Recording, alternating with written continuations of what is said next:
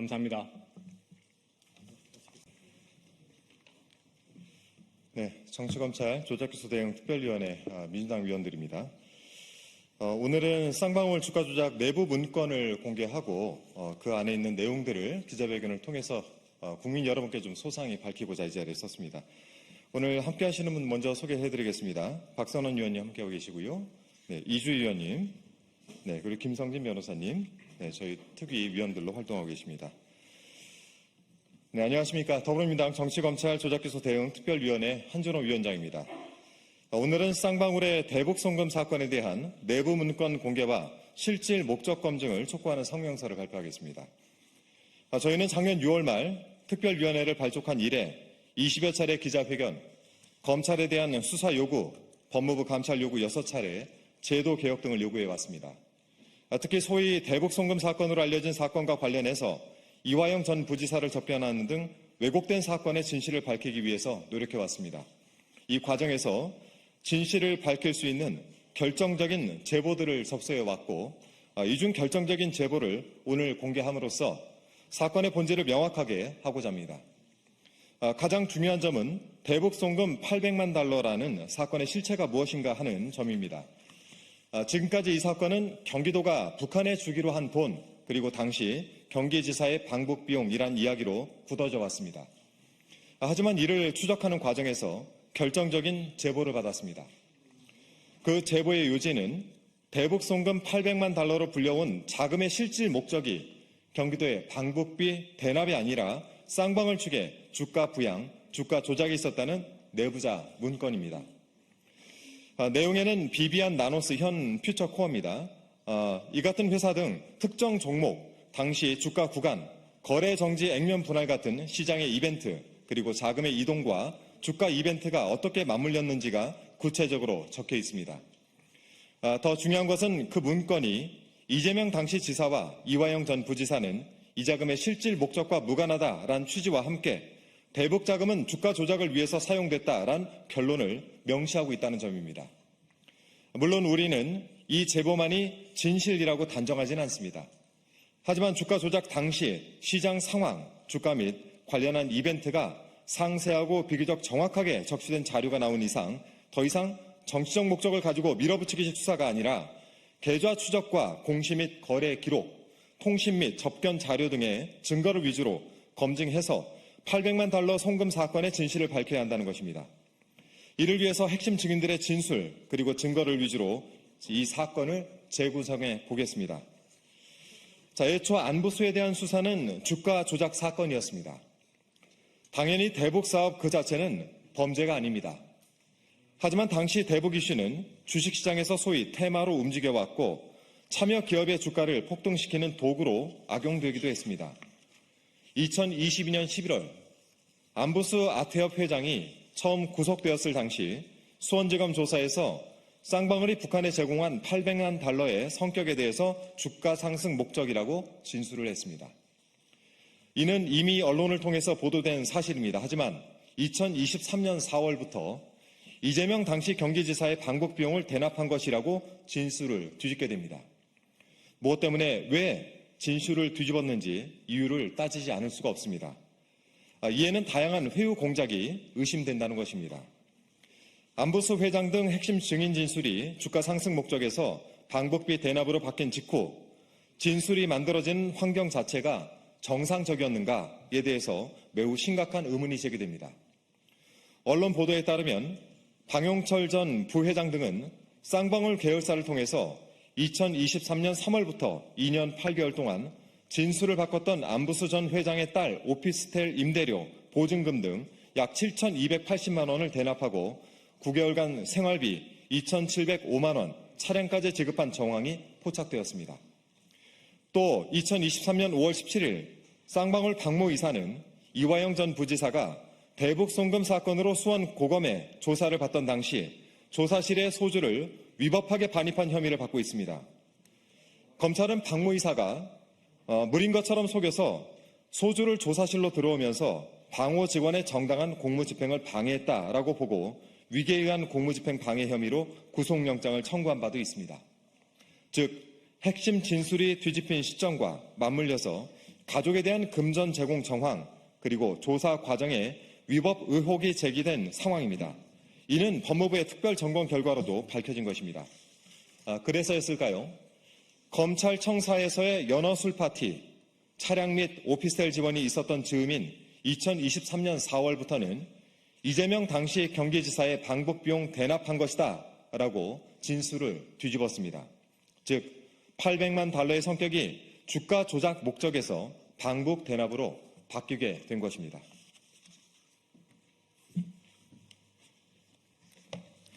그러나 저희 특별위원회는 새로운 제보를 접수했습니다. 사건의 실체를 확인하기 위해 추가로 자료를 추적했고 그 과정에서 주가 조작과 관련된 손글씨 제보 문건을 확보했습니다. 오늘 이 자리에서 저희는 그 사본을 공개합니다.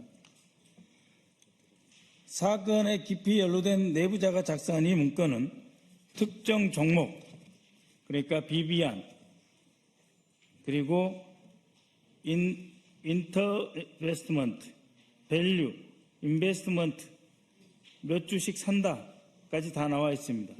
그리고 내부자 거래, 특수관계인 거래, 그리고 비비안의 주당 가격을 얼마에 사서 공중부양해서 전국의 19개 광역본부장을 동원까지 해가지고 주가를 부양하는 과정이 나타나 있습니다. 나노스, 현재는 퓨처코리아죠. 나노스를 활용해서 디모아, IOK, 광림 등의 주가를 어떻게 부양하는가의 과정이 다 나와 있습니다. 두 번째 제보 문서인데요.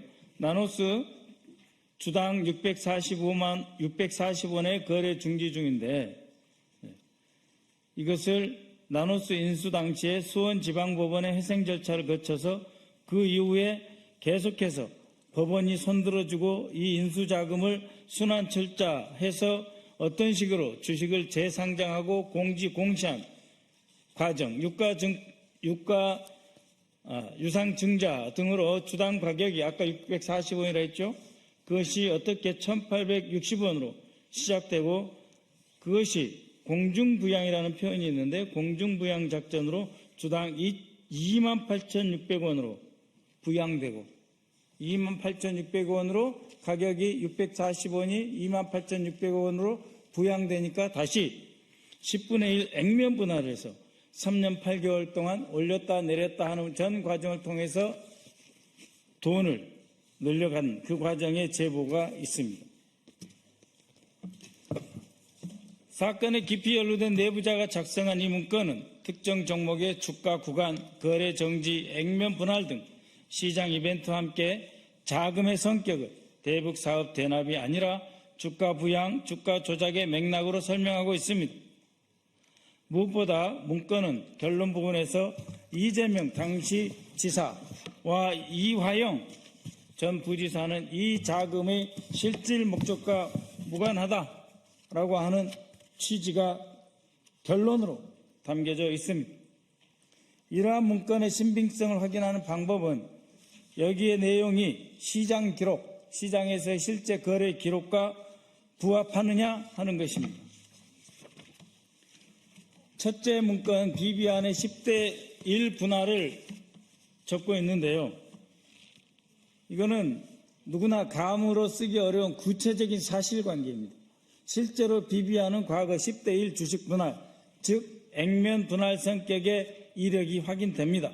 다시 말씀드리면 이 문건의 작성자는 최소한 가장 중요한 이 종목의 핵심 이벤트를 잘 알고 작성하였습니다. 둘째 문건인 나노스 퓨처 코리아 640원 거래 정지 중이다라고 하는 점을 분명하게 밝히고 있습니다. 거래 정지 상태인 바로 이 주식이 어떻게 다시 주가가 공중부양했는지를 보여주고 있습니다. 또한 문건 곳곳에서는 거래 정지, 분할, 특정 가격 구간 등 주가 조작 수사에 통상 문제가 되는 사건의 골격이 그대로 반복되어 사용되고 있습니다. 즉 돈의 성격을 시장 범죄의 관점에서 설명하는 내부자가 아니면 알 수 없는 내용입니다.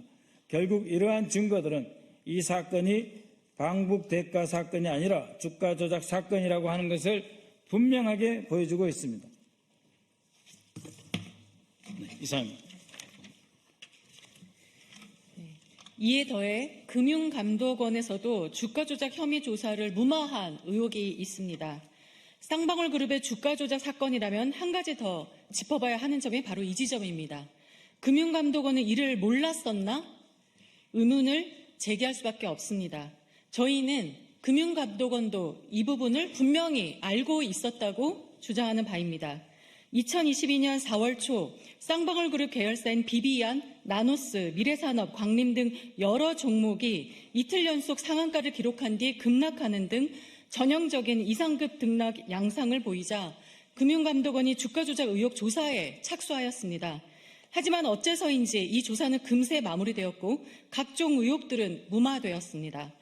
또 2022년 7월에는 김성태 회장 본인조차 금감원에서 주가 조작 관련 조사를 받았다는 취지로 언급한 바가 있습니다. 즉 적어도 그 시점에 금융감독원은 쌍방울 그룹주 주가 조작 가능성을 분명히 인지했다는 것입니다. 금융감독원은 당시 조사에서 어떤 결론을 내렸습니까? 혐의가 있었다면 그 이후 조치, 이첩, 제재로 왜 이어지지 않았습니까? 설령 최종적으로 주가가 급락해 차익 실현이 완벽히 이루어지지 않았다 하더라도 급등한 주가를 이용해 담보가치를 부풀려 대출을 받거나 시장 신뢰를 이용해 자금 조달을 하거나 또 계열사 관계사를 통해 CBBW 등 금융거래를 유리하게 끌고 갔다면 그 자체로 시장 질서 교란 및 자금 조달 과정의 중대한 위법성 문제가 성립할 수 있습니다. 진실을 밝혀야 합니다.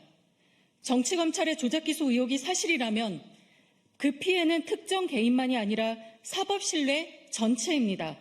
오늘 저희가 공개한 문건과 의혹들은 100% 온전한 결론이 아닐 수 있습니다. 하지만 반드시 새롭게 검증해야 할 단서로서는 충분합니다. 검찰은 더 이상 정치적 목적의 프레임으로 밀어붙일 것이 아니라 주가 조작 사건으로서의 실체를 증거로 검증해야 합니다. 최초 주가 조작 혐의로 시작된 이 사건이 왜 방북 대가로 전환된 것인지, 사건 관계자가 작성한 주가 조작에 대한 문서는 무엇을 의미하는지, 검찰의 회유 공작은 무엇을 위한 것이었는지, 그리고 금융감독원의 조사 은폐는 역시 무엇을 위한 것이었는지 명명백백하게 밝혀져야 진실에 가까워질 수 있습니다. 마지막으로 사건 관계자분들께 한 말씀 드립니다. 지금 이 사건의 진실을 밝히는데 여러분의 용기와 결단이 결정적입니다. 저희는 알고 있습니다. 수사 과정에서 회유나 협박, 말을 맞추라는 압박이 있었을 수 있습니다. 누군가는 순간의 두려움 때문에, 누군가는 잠깐의 유혹 때문에, 또 누군가는 그 정도는 괜찮겠지라는 생각으로 사실과 다른 진술에 휩쓸렸을 수도 있습니다. 하지만 지금 필요한 것은 과거를 붙잡고 서로를 공격하는 일이 아닙니다. 지금부터라도 진실을 바로 세우는 일입니다. 이 사건과 관련해 이름이 거론된 사람들, 당사자, 가족, 주변인들까지 그들이 어떤 피해를 보고 있는지, 삶이 어떻게 흔들리고 있는지 그 무게를 한번 생각해 주십시오. 진술 하나하나가 사람의 인생을 무너뜨리고 국가의 사법 신뢰를 훼손시켰습니다. 또 지금까지 얼마나 많은 국론 분열과 사회적 낭비가 있었습니까? 진실을 말하는 한 걸음이 왜곡된 프레임을 멈추게 하고 억울한 피해를 끝낼 수 있습니다. 지금이라도 알고 있는 사실을 그대로 말해 주십시오. 누가 언제 어떤 방식으로 접촉했고 어떤 요구가 있었고 어떤 제공이나 압박이 있었는지 증언해 주십시오. 진실을 밝히는 일은 누군가를 보호하기 위한 정치가 아니라 무너진 정의를 복원하는 최소한의 책임입니다.